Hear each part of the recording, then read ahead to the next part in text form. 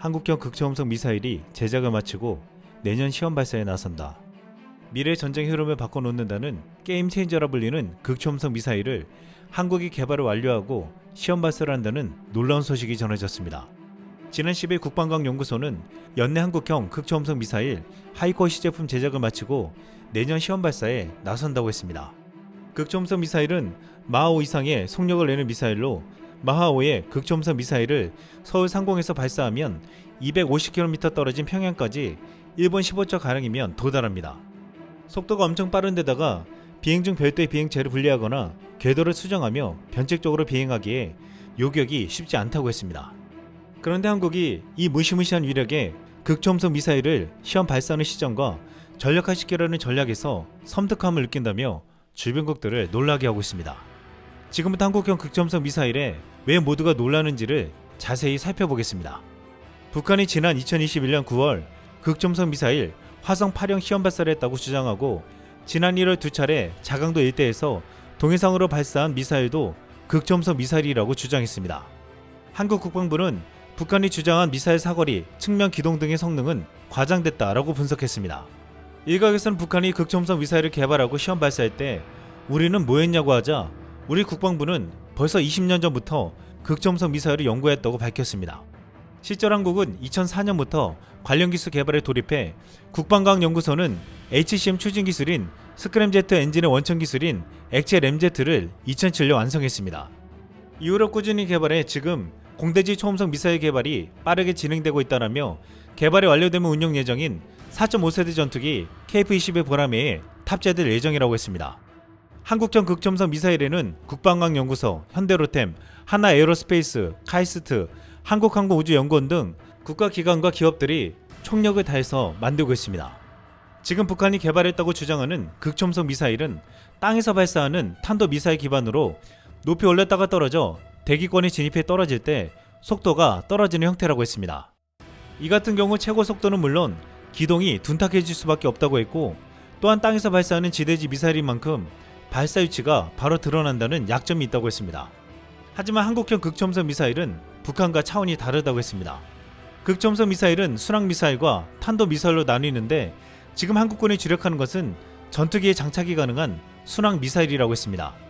전투기가 고속으로 비행하는 상태에서 발사할 수 있는 극초음속 미사일로 전문가들은 한국 상공에서 쏠 경우 2-3분 만에 북한 전역에 도달할 수 있다고 했습니다.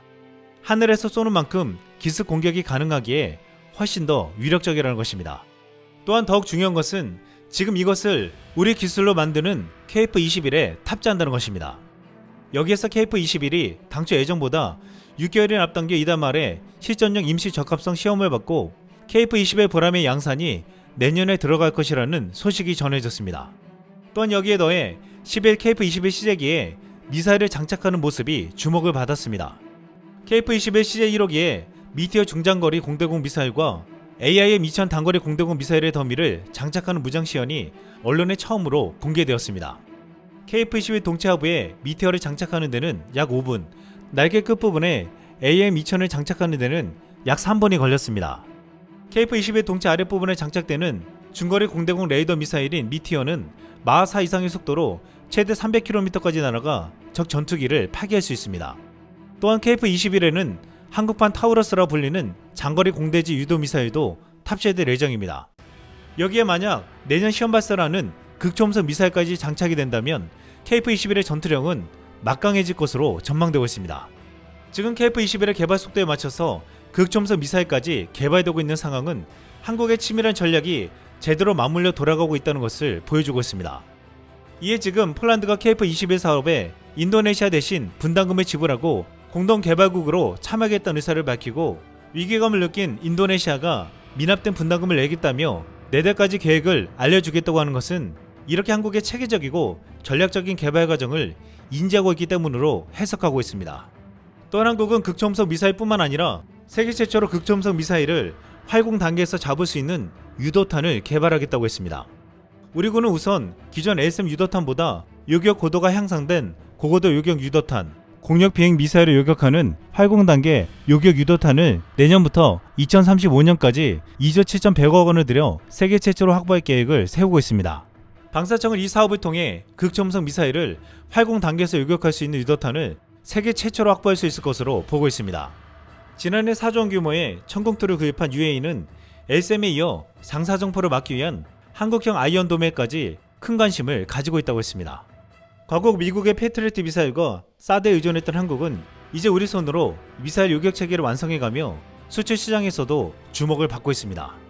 하지만 일각에서는 과연 쉽게 요격할 수 없다는 극초음속 미사일을 우리가 만든 요격 체계로 잡을 수 있겠냐고 우려하고 있는데 최근 희망적인 소식이 전해졌습니다.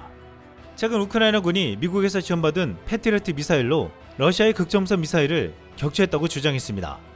우크라이나 공군사령관은 지난 6일 텔레그램을 통해 러시아가 4일 밤 우크라이나 수도 키이우에 극초음속 미사일 킨자를 발사했을 때 패트리어트 미사일로 격추했다고 전했습니다.